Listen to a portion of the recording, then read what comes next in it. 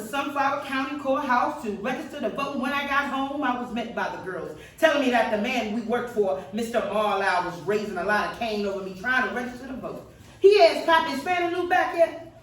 So I come on out. He said, Fannie Lou, you've been up to the courthouse trying to get registered to vote. He said, we not ready for that round here. And I told him, well, I didn't try to get registered for you. I got registered for myself.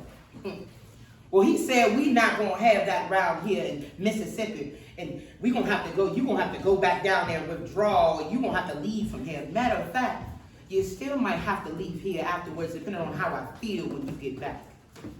Well, I'm looking for your answer, yay or nay. I just stood there looking at him. Then he said, I'll give you to the end of the morning. So I left that night.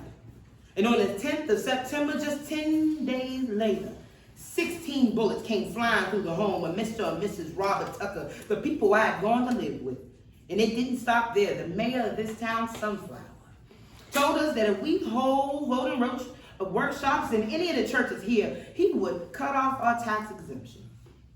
Just about everywhere we tried to exercise our rights, we were met with violence. Most time they get you later by yourself. Mr. Herbert Lee had 9 children, shot by a state representative on his way home from work. And then there was a reverend from Belzona Church killed. And then Mr. Mayor Evers shot and killed in front of his home, which carries me to just 2 years ago, 1963. One day I was arrested in Winona, Mississippi. I had been to a voter registration workshop where now they had me training and teaching new voters of their rights how to pass literacy tests. And we even had a fund to give new voters money to pay the poll test. We finished the workshop and caught the Continental Trailways bus back to Ruleville. We were stopped in Winona.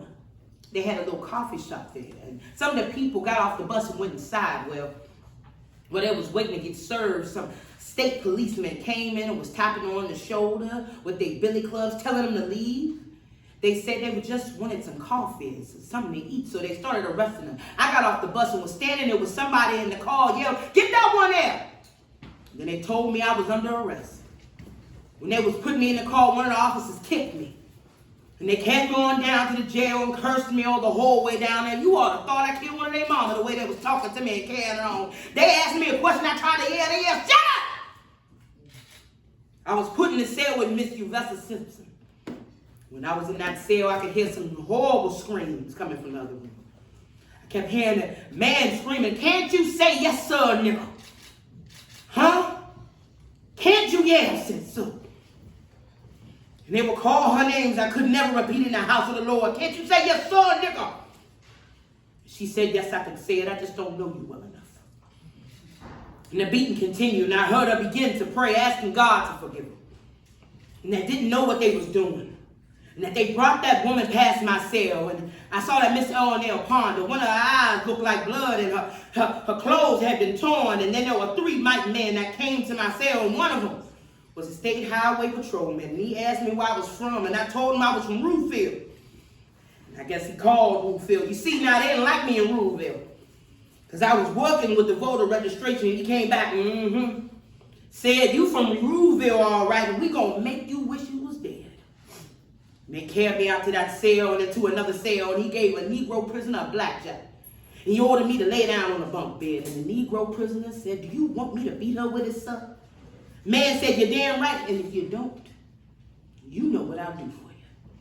And I laid down on that bunk like he ordered me to, and the first Negro beat me.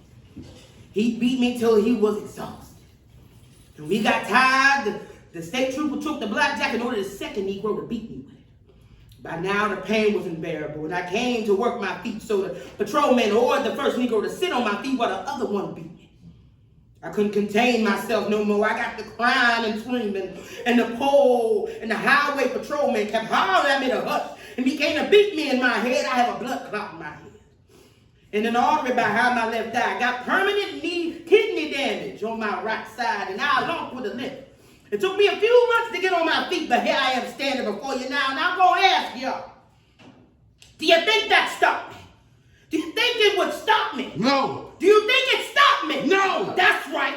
Not for a blessed minute I traveled to more cities.